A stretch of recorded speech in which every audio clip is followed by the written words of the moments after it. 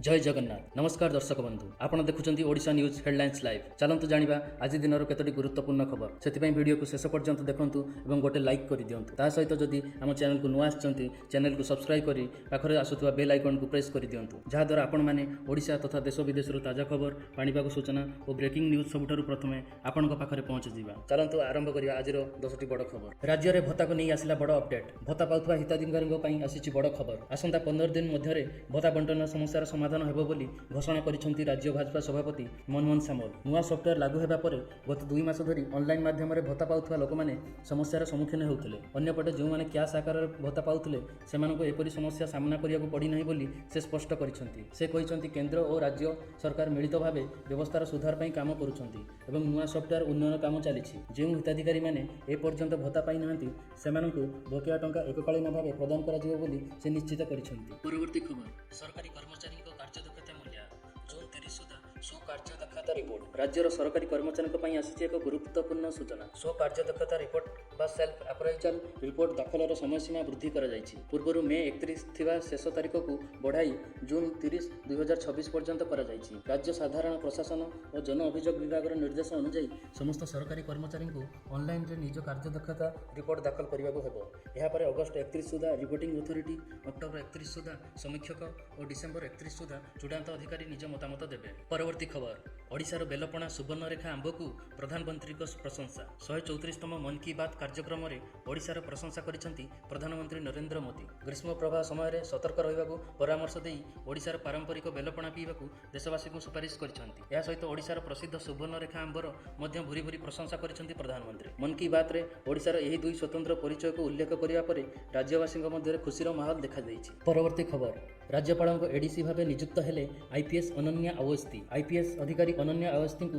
राज्यपाल एडीएस भाव नियुक्त करा जाइछि। या सह से ओडिशार राज्यपाल एडीसी पदवी नियुक्त हेबारे प्रथम महिला आईपीएस अधिकारी भाव इतिहास सृष्टि करछंती। रविवार लोकसभा भवन में राज्यपाल डॉ हरिबाबू कंभमपाटी तांको नूतन दायित्व पर स्वागत करथिले। पूर्व Ananya Awasthi Cuttack assistant police commissioner भाव कार्यरत थिले। अनन्या अवस्थी आईपीएस अधिकारी कुलदीप मीना स्थान में नियुक्ति होइछंती। राज्यपाल विभिन्न सरकारी कार्य आनुष्ठानिक समारोह एवं अन्य प्रोटोकॉल संबंधी कर्तव्य निर्वाह समय राज्यपाल को सहायता करिवारे एडीएस गुरुत्वपूर्ण भूमिका ग्रहण करती। परवर्ती खबर 2 वर्षर कार्यदक्षता नहीं प्रधानमंत्री मागिछंती तथ्य राज्य में बीजेपी सरकार 2 वर्षर कार्यदक्षता रिपोर्ट प्रधानमंत्री नरेंद्र मोदी मागिथिबा सूचना दैछंती राज्य भाजपा सभापति मनमोहन सामल। तांको कहिबा अनुसार गत 2 वर्ष मध्य राज्य सरकार करिथिबा विकासमूलक कार्य और सफलतार संपूर्ण तथ्य प्रधानमंत्री को प्रदान करा जिवो। सेही परि सरकार 2 वर्ष पूर्ति अवसर में प्रधानमंत्री मोदी को ओडिशा गस्त पर निमंत्रण दिया जाइछि बोली मनमोहन सामल कहिसंती। प्रधानमंत्री मोदी मध्य ए आमंत्रण को स्वीकार करि आसिया पई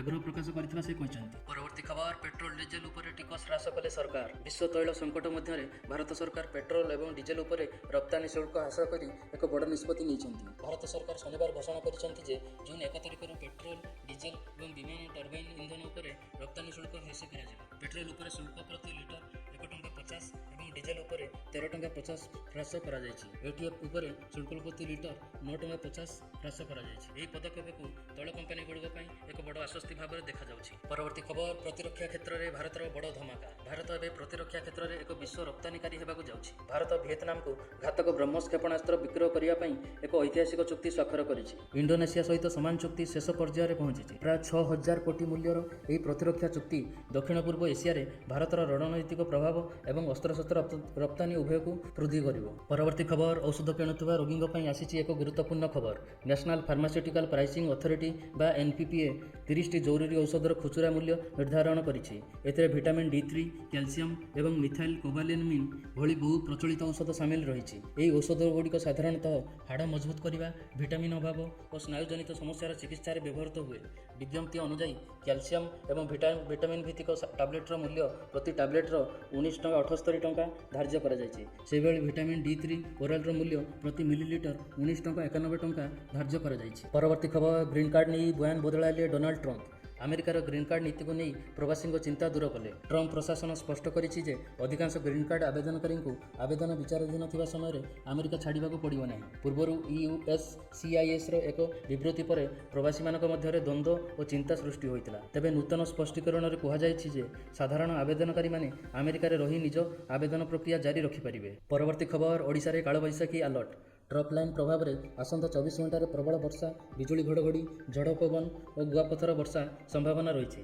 कंधमाल गजपति जिला रेड वार्निंग जारी होता बेले बालेश्वर मयूरभंज केन्दुझर गंजाम समेत 8 जिला को ऑरेंज वार्निंग जारी कर 16टी जिला येलो वार्निंग जारी होती।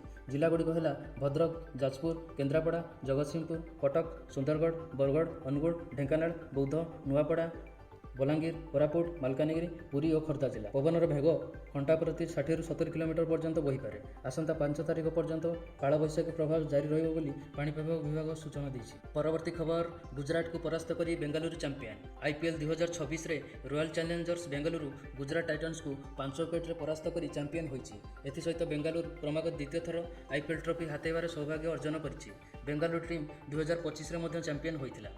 बेंगालुरु टीम 156 रन विजय लक्ष्य नहीं बैटिंग करथिला। दल 18 ओवर में 5 विकेट हराई 161 रन करिछि। बेंगालुरु ପାଇଁ विराट कोहली सर्वाधिक व्यक्तिगत स्कोर करथिले। से 45टी बॉल खेली अपराजित 75 रन करथिले, जो 9टी चौका और 3टी छक्का सामिल थिला। जितेश शर्मा अपराजित 1 रन करथिले।